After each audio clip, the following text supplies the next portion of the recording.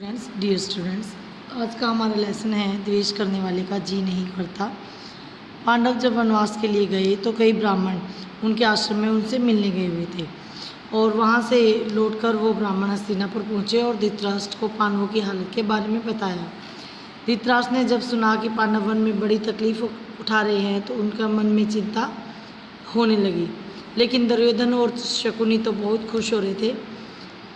दुर्योधन का सिर्फ इतने से ही मन नहीं भर रहा था। उसने कहा कि कर्ण, मैं चाहता हूँ कि मैं पांडवों को मुसीबतों में पड़ा हुआ अपनी आंखों से देखूं, इसलिए तुम और मामा शकुनी कुछ ऐसे उपाय सोचो जिससे वन में जाकर पांडवों की देखने की अनुमति हमें पिताजी से मिल जाए। तभी कर्ण ने बताया कि द्वैत वन में कुछ बस्तियाँ हैं जो हमारे अधीन हैं। उन बस्तियों में हर साल चौपायों की गणना करना राजकुमारों का ही काम होता है, तो हम इस बहाने अनुमति प्राप्त कर सकते हैं। कर्ण ने अपनी बात पूरी भी नहीं की थी कि दुर्योधन और शकुनी खुशी से उछल पड़े। राजकुमारों ने धृतराष्ट्र से आग्रहपूर्ण प्रार्थना की और उन्हें विश्वास दिलाया कि वो जहाँ पांडव होंगे वहाँ नहीं जाएंगे और बड़ी सावधानी से काम लेंगे। विवश होकर धृतराष्ट्र ने अनुमति दे दी। एक बड़ी सेना के साथ कौरव द्वैत वन की ओर रवाना हुए और उन्होंने अपना डेरा पांडवों के आश्रम से 4 कोस की दूरी पर ही लगाया। उधर गंधर्वराज चित्रसेन भी अपने परिवार के साथ उसी जलाशय के तट पर डेरा डाले हुए थे। दुर्योधन के अनुचर जब जलाशय के पास गए और किनारे पर तंबू गाड़ने लगे तो गंधर्व राज के नौकर बहुत बिगड़े और दुर्योधन के अनुचरों की उन्होंने खूब खबर ली। वे कुछ ना कर सके और अपने प्राण लेकर भाग खड़े हुए। दुर्योधन को जब इस बात का पता चला तो उसके क्रोध की सीमा न रही और वह अपनी सेना लेकर तालाब की ओर बढ़ा। वहाँ पहुँचना था कि गंधर्वों और कौरवों की सेना आपस में भिड़ गई और घोर संग्राम छिड़ गया।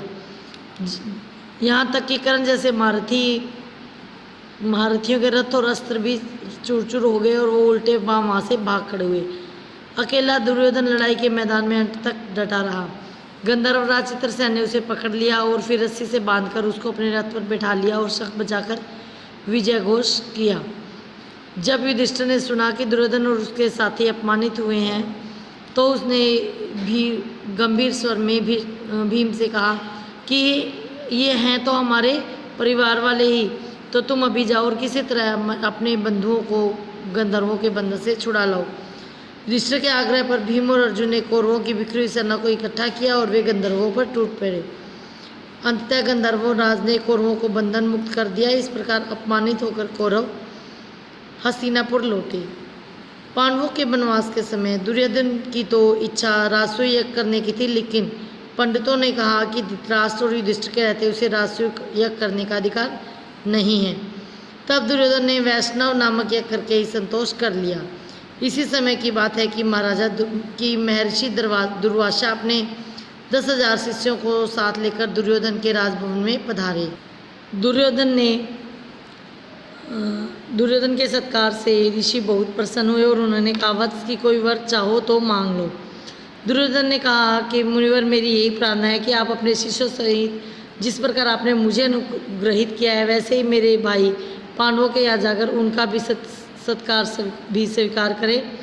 और एक छोटी सी बात है कि आप अपने शिष्यों समेत ऐसे समय युधिष्ठिर के आश्रम में जाएं जब द्रौपदी पांडवों और उनके परिवार को भोजन करा चुकी हो और जब सभी लोग आराम से बैठे विश्राम कर रहे हों। उन्होंने दुर्योधन की प्रार्थना तुरंत मान ली। दुर्वासा ऋषि अपने शिष्यों के साथ युधिष्ठिर के आश्रम में जा पहुँचे। युधिष्ठिर ने भाइयों समेत ऋषि की बड़ी आवभगत की और उनका सत्कार किया। कुछ देर बाद मुनि ने कहा कि अच्छा, अब हम सभी स्नान करके आते हैं, तब तक भोजन तैयार करके रखना। कहकर दुर्वासा शिष्यों समेत नदी पर स्नान करने चले गए। वनवास के प्रारंभ में युधिष्ठिर से प्रसन्न होकर सूर्य भगवान ने उन्हें अक्षय पात्र प्रदान किया था और कहा था कि 12 वर्ष तक इसके द्वारा मैं तुम्हें भोजन दिया करूँगा। उसकी यह विशेषता यह थी कि द्रौपदी हर रोज चाहे कितने लोगों को इस पात्र में से भोजन खिला सकेगी, परंतु सबके भोजन कर लेने पर जब द्रौपदी स्वयं भी भोजन कर चुकेगी तब इस बर्तन की यह शक्ति अगले दिन के लिए लुप्त हो जाएगी। इस प्रकार जिस समय दुर्वासा ऋषि आए उस समय सभी को खिला पिलाकर द्रौपदी भी भोजन कर चुकी थी, इसलिए सूर्य का अक्षय पात्र उस दिन के लिए खाली हो चुका था। द्रौपदी बड़ी चिंतित हो उठी। कोई सहारा ना पाकर उसने परमात्मा की शरण ली। इतने में श्री कृष्ण कहीं से वहाँ आ गए। सीधे आश्रम के रसोईघर में जाकर द्रौपदी के सामने खड़े हो गए। बोले, बहन कृष्णा, मुझे बड़ी भूख लगी है, कुछ खाने को दो। द्रौपदी अब और भी अधिक दुविधा में पड़ गई। कृष्ण बोले, जरा लाओ तो अपना अक्षय पात्र, देखे कि उसमें कुछ है भी या नहीं। द्रौपदी हड़बड़ाकर बर्तन ले आई। उसमें एक छोर पर अन्न का एक कण और साग की पत्ती लगी थी। श्री कृष्ण ने उसे लेकर मुंह में डालते हुए कहा, यह भोजन हो, इससे उनकी भूख मिट जाए। द्रौपदी यह देखकर सोचने लगी कि कैसी हूँ मैं, बर्तन भी ठीक से नहीं धोया, इसीलिए उसमें लगा हुआ अन्न कण और साग वासुदेव को खाना पड़ा। धिक्कार है मुझे। इस तरह द्रौपदी अपने आप को धिक्कार ही रही थी कि इतने में कृष्ण ने बाहर जाकर भीमसेन ने कहा, भीम जल्दी जाकर दुर्वासा ऋषि के शिष्यों समेत भोजन के लिए बुला लाओ। भीमसेन उस स्थान पर गया जहाँ दुर्वासा ऋषि शिष्यों समेत स्नान कर रहे थे। तो भीमसेन क्या देखता है कि दुर्वासा ऋषि का सारा शिष्य समुदाय स्नान करके भोजन भी कर चुका है।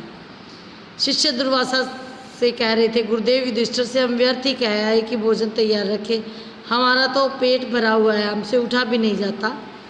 इस समय तो हमारी जरा भी खाने की इच्छा नहीं है। यह सुनकर दुर्वासा ने भीमसेन से कहा, हम सब तो भोजन कर चुके हैं, युधिष्ठिर से कहना कि असुविधा के लिए हमें क्षमा करे।